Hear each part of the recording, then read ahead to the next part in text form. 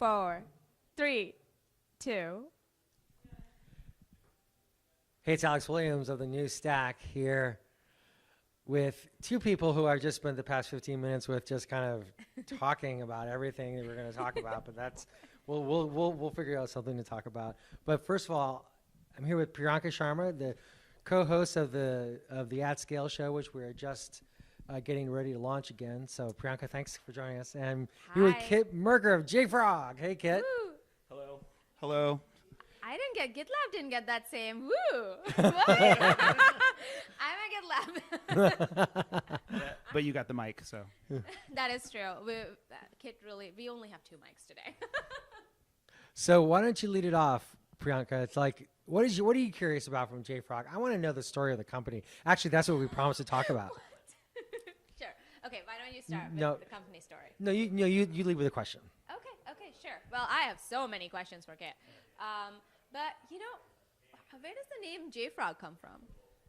It's a very good question. Well, the origin story, we believe that frogs are the only animal. It's interesting that only leaps forward. I was wondering then how you felt about it, about counting backwards then. But Yeah. well, that's another.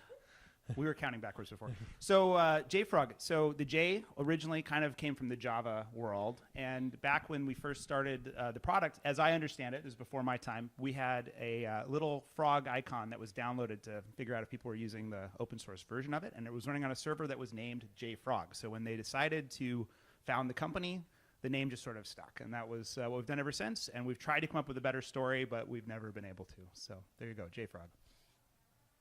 That's a good one. Cute. That's Yeah, a good one. I like that. What's your story, Kit? Yeah, who are you? Yeah, who are you? It's a great question. Well, I'm so my current job, I'm Vice President of Business Development at JFrog, which means that I'm basically doing partnerships and I'm doing acquisitions and strategy stuff. And I also sit on the Cloud Native Computing Foundation governing board with Priyanka, which is great. And I do what I can to help make the world a better place. So, you guys just acquired Shippable, a company That's right. that actually was one of the original sponsors of the New Stack, Avi Cavalli. Yep. And what does that say then to you about your own story about continuous delivery? The story that JFrog has been telling a lot about has been about binaries and how and like the importance of those binaries. I'm curious about that, and then the context. Then we can move forward discussions about kind of continuous delivery all in the foundation. Yeah, so it's right. So it's kind of all coming together. Like you said, we acquired Shippable. Shippable is one of our great partners in the Kubernetes ecosystem back in the day. Completely cloud native based CI/CD company and a great fit for us. We talk about a vision at JFrog. We've tried to clarify this for people of liquid software. Okay, what we talk about is liquid software. And liquid software to us means that you should be able to kind of turn on the tap and the water should appear. And you think about all the infrastructure and the pipes that go between getting raw water to the faucet. We see the same kind of analogy with software. You have the software that's coming from the wild, whether that's open source or binaries or other components, coming together through a flow that then results in delivering that software, whether it goes to a cloud, to a device, to a mobile phone. That software comes from the hands of developers to production and needs to do it fast and it needs to do it with quality. Okay, fast and with quality. Correct.